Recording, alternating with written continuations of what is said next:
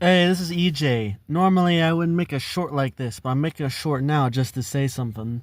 I'm one of the most pro AI people that I know, but I will admit the Duolingo stuff regarding how they're going to use AI as a tool to try and make costs cheaper when it comes to their translation services is one of the worst things I've heard regarding the AI drama. Because with AI art, I get why people get mad, but I've always been against copyright. I've always been against even making money off of certain types of art because I find money to be a very bullshit concept. I think that, I'm a bit of a radical on this. I live in America. I don't like money. I don't want things to get more expensive, but I don't even want things to be a cost of money. I mean, I'd rather just trade whatever the fuck I do. So, if I'm going to make art, I'd rather sell it as a commodity for someone else to trade me their art. As opposed to, hey, I want you to pay $50 in order to get my album.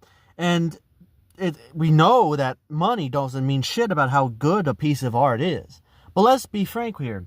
When we're talking about Duolingo here, we're talking about a translation site and service that allows you to try and learn that language. And I've actually used Duolingo for a while, but I recently stopped once they did that whole Duolingo's dead bullshit because I just felt the marketing was stupid.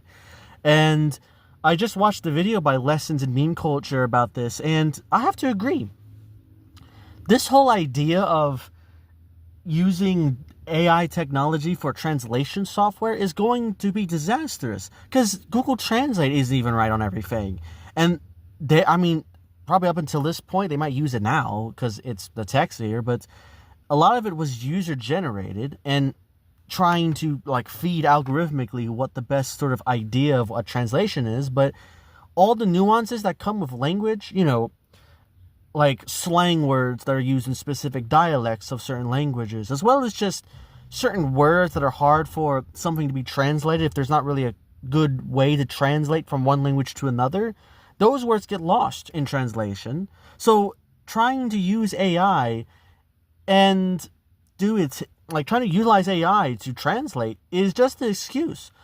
Anyone that's using it as a tool to try and help themselves, that's not what I'm mad about. I just think Duolingo using this is a very clear attempt to try and lower costs for these sort of purposes, which, it's backfiring heavily. I might be pro-AI, but a lot of the world's anti-AI. There is no way this was going to be celebrated as a good use of resources.